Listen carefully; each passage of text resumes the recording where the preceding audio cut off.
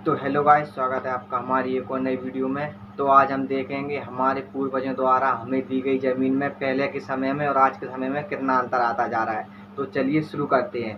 तो ज़मीन की पहले की कीमत में और आज की कीमत में क्या अंतर है? ज़मीन हमारे लिए पहले के समय में ज़्यादा महत्वपूर्ण थी या इस समय में हमारे लिए ज़्यादा महत्वपूर्ण है?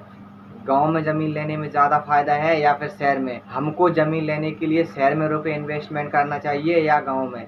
तो चलिए आज इसी का महत्वपूर्ण फ़ायदा हम देखते हैं। हमारे इस मध्य प्रदेश में ज़मीन को लेकर पहले के समय में और आज के समय में काफ़ी बदलाव हुआ है।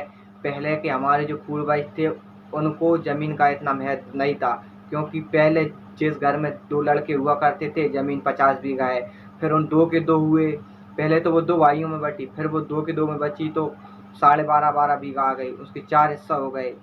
और ज़मीन की कीमतें पहले जो खेत हमको 1 लाख रुपए बीघा मिल रहा था, आज उसी की कीमत 1 लाख से 5 लाख हो गई है।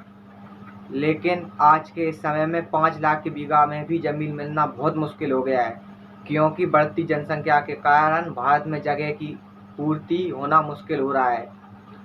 कुछ लोगों के पास रुपए होते हैं, कहीं पर ज़मीन बिक रही होती है, वो फिर भी नहीं लेते, क्योंकि वो सोचते हैं कि ज़मीन लेने से क्या फ़ायदा, इसमें 5 बीघा में मुश्किल से 1 लाख की पैदा निकलेगी, 1.5 लाख की निकलेगी।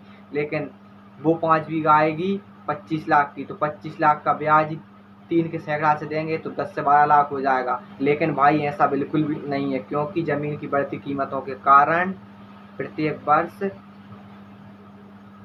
जो प्रॉपर्टी हम खरीदते हैं, आज हमने खरीदी 5 लाख की, तो अगले 2 साल में उसकी कीमत दुगनी हो जाएगी।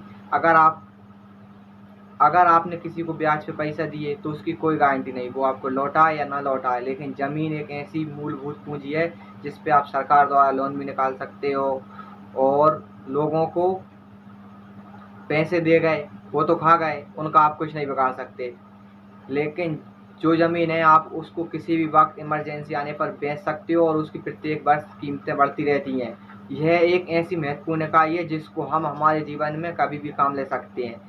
शहर वाले लोगों ने तो प्लाट ले लिया, पटक दिया, उसको 2 साल पीछे दुगनी कीमत पे बेच दिया। लेकिन गांव के लोगों के लिए ज़मीन सबसे बड़ा महत्वपूर्ण काम होता है, क्योंकि भैंस रखेंगे तो चारा ज़मीन से मिलेगा, खाने के लिए अनाज।